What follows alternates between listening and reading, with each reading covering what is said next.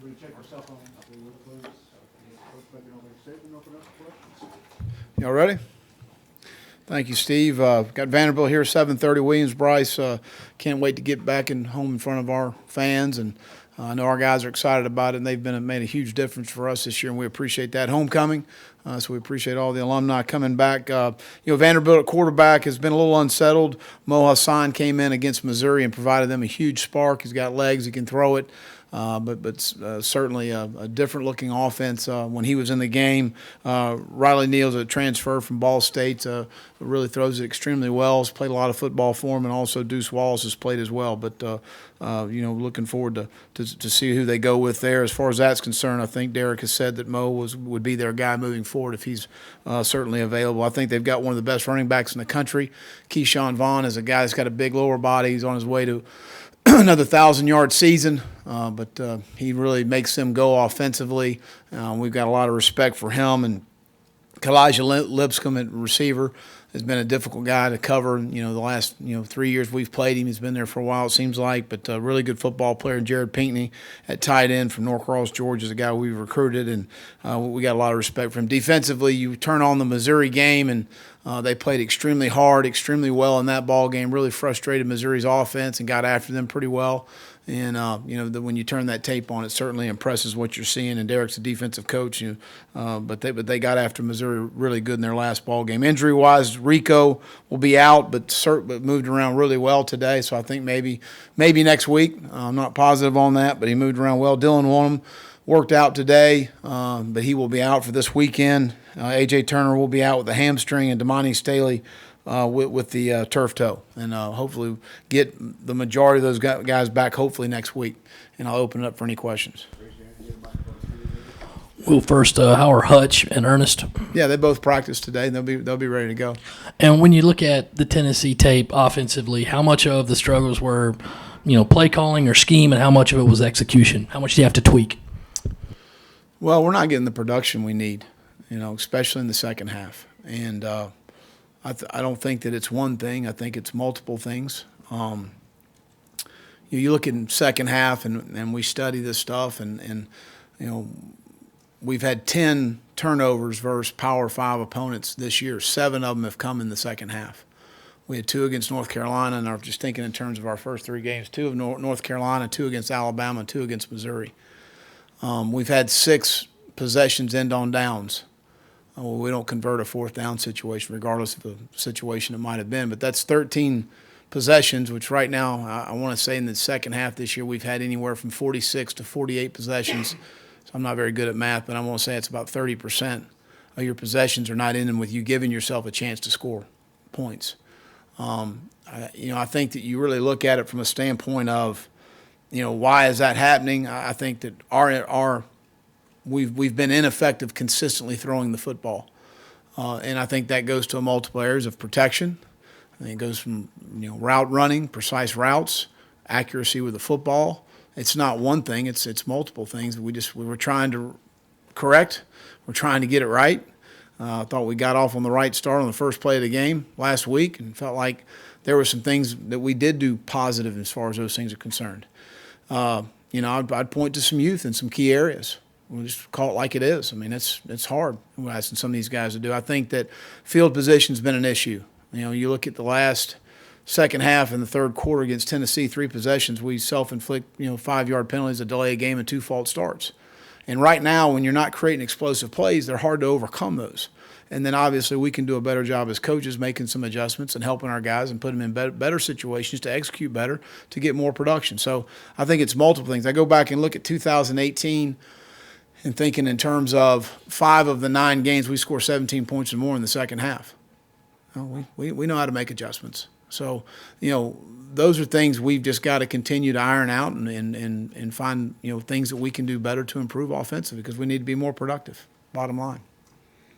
I guess DeCarrion said that Vanderbilt's kind of a cover zero team, a lot of it, and they send the house sometimes. How much pressure does that put on y'all's offensive line, given, I guess, the performance the last couple of weeks? Well, no doubt. I think that, you got to be, dialed in. They've obviously had another week to prepare as well. So I'm sure there'll be some new looks and wrinkles that they look at against us. But, It's got to be dialed in protection-wise and where your hots are, and then run game-wise, the run-throughs and the different things you've got to be dialed in.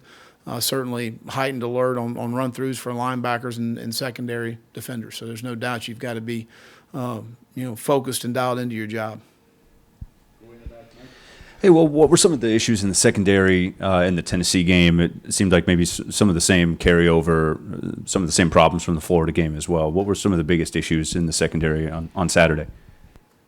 Against Florida, the first touchdown, we were in man coverage, and it's a 50, we had an opportunity to get the ball off the guy. The middle field safety missed the reception area coming out of the middle of the field. We got beaten man coverage on the one scramble pass when they hit Swain in the end zone. On that situation. And those are the two explosive, passes that they had for touchdowns in that ball game. As far as the Tennessee game was concerned, we could have rolled the post on the backside with the backside safety on one of the posts to help Israel, to give more help down the field.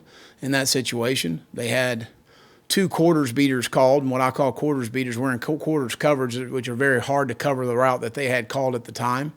That we technique-wise fundamentally could have played it a little better, but it was a good call for what we were in. Just call it like it is. They had a really good call versus the defense that we were in that situation and on another situation.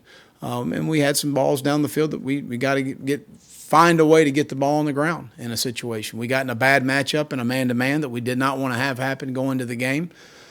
That happened. In the heat of the moment, we didn't get in the right matchup that we needed to get in the right matchup, that we had game plan going into the game. So there were several areas that were not all one thing. There were several things on different plays that we can certainly coach better in those situations. How important is physical toughness for a quarterback? Well, I think extremely important. I think that mental toughness is probably even more so, to be able to, handle adversity, to be able to handle, tough hits in the pocket, to be able to keep coming and keep battling, to be able to stand in the pocket knowing you're going to get whacked again and throw the ball down the field, which is a lot easier said than done. So I think that those two, qualities go hand in hand as far as physical and mental toughness at that position. Not specifically about the elbow and the knee, but how Ryan has taken some big shots that had to hurt. How has he done in that area in responding to that? Well, I think he's responded extremely well. I mean, as a guy that you don't see in the pocket that fundamentally is drifting, fundamentally is not, standing up in the pocket and stepping into some throws and taking some tough hits.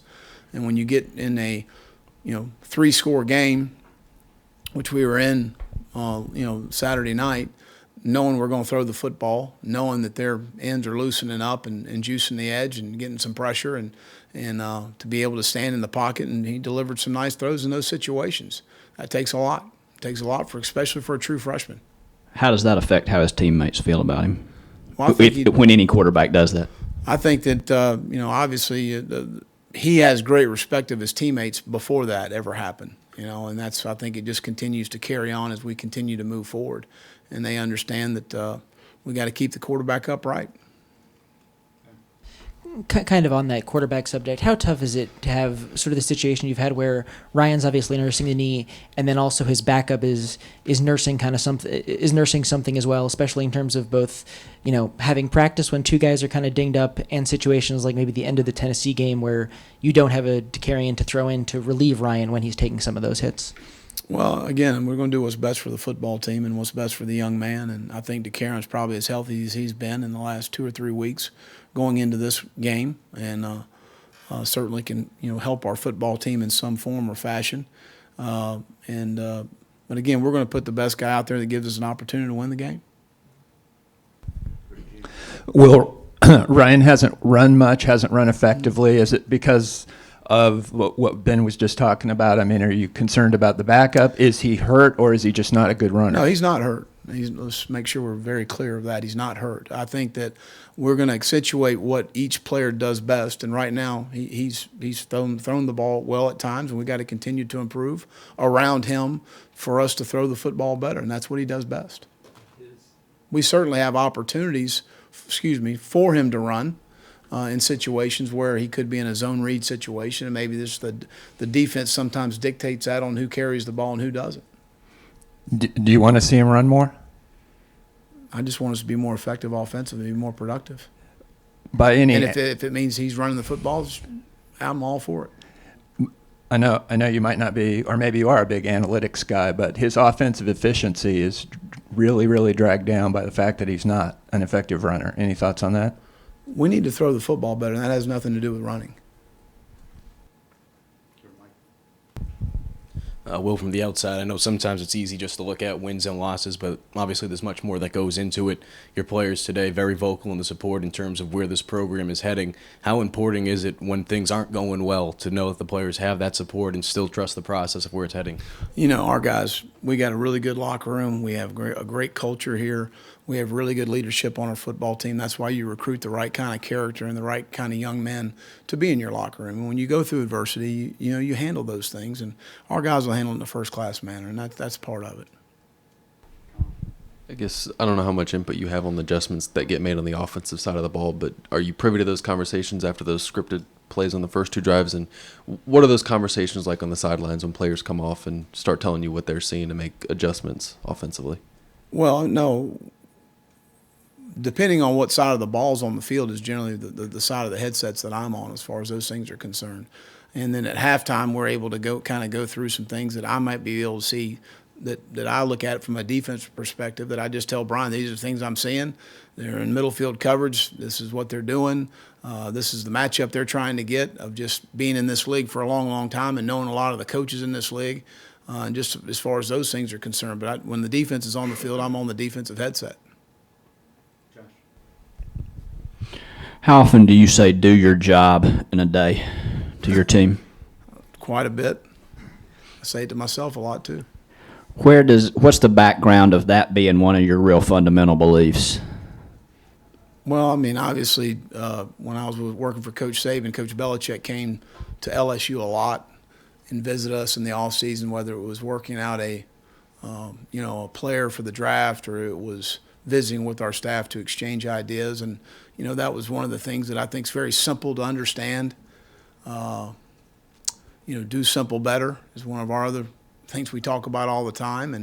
And that's a very simple description for you and your job and what you're doing. And sometimes in life we all want to get concerned about what somebody else is doing, or they're not doing their job good enough, or we need to do this job. This is happening. Well, just do your job. How about let's handle that first, and then we'll handle the others. And that's something that's easy for anyone to understand as far as those things are concerned. When a team is not getting the results it wants, do you have to preach that harder because people tend to want to reach outside of themselves to try to change some outcome? No, I think that, I think you try and be very technical in the things that we need to do to improve. I mean, and one of the things I had to remind our team, we had the lead at halftime. We just took the ball down the field 75 yards to score to take the momentum going into halftime. We need to capture that into the second half, and we didn't do that, And we've got to, put ourselves in a position, number one, as coaches, and then number two, as players, to, put yourself in a position to go win the game. And we didn't do that well enough on either side of the ball or special teams. There's a video that's been around forever of you expressing your "do your job" mantra at Texas. Do you ever get any feedback from that on players? Do people bring that up to you? Do you ever?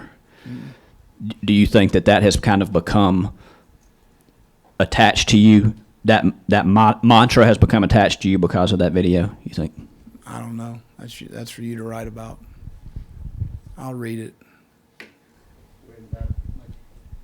Hey, well, when you say that you guys have to be better in the passing game, how do you balance, making sort of these wholesale changes? Do you install anything new now, and sort of now that like half the season, more than half the season is over? Do you install something new? How do you balance that? No, I mean, it's hard to install a whole new concept, especially with some youth we have in some very important areas on the offensive line and at the skill position. So just continue to try and narrow down things that we feel comfortable with as far as what the quarterback feels comfortable with and what we can do to be successful. And again, I thought we did some good things the other night. I thought we've made some improvements. It's not what we want exactly where we're getting, but we have made some strides, and we got to continue to do so.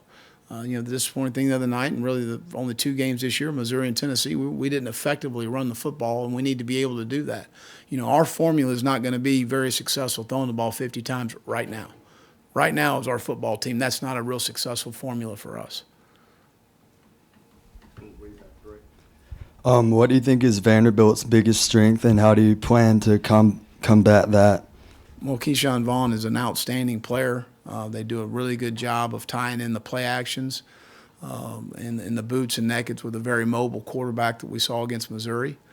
They've got some talented guys outside. I hit on Lipscomb and Pinckney and some guys that we think are extremely talented players offensively. Defensively, I think the thing you turn the tape on is they play extremely hard. They're very disciplined in what they do and their techniques, and they're not going to be out of position. They're not going to bust a coverage.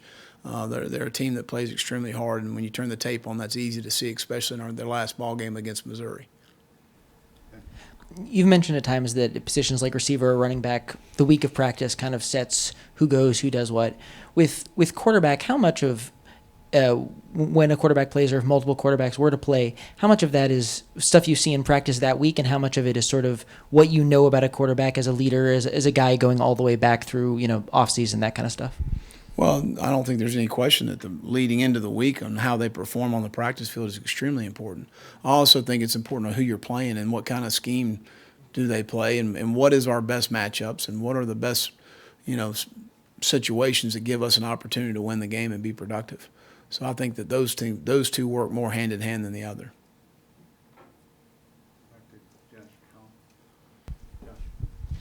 I know Ryan played in a very difficult high school league. I would imagine he took some shots there. As you were watching recruiting film, did you see any of that, and how did the way he reacted to it influence your thought process about him? That's a huge part of it, to be able to see a guy take a shot, and what is he going to do on the next snap?